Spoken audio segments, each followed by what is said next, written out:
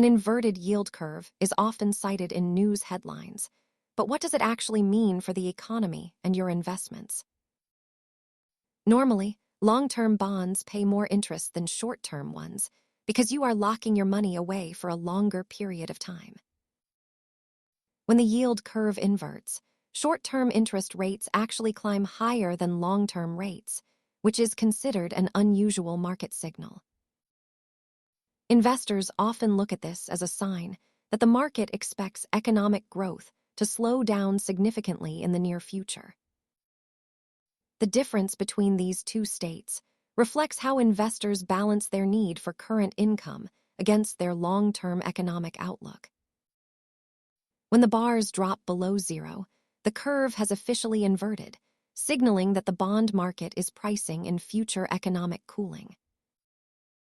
Remember that while the curve is a useful indicator, it does not guarantee a recession will happen immediately or at all. Understanding market signals helps you build a more resilient strategy. Thanks for watching, and be sure to subscribe for more finance basics.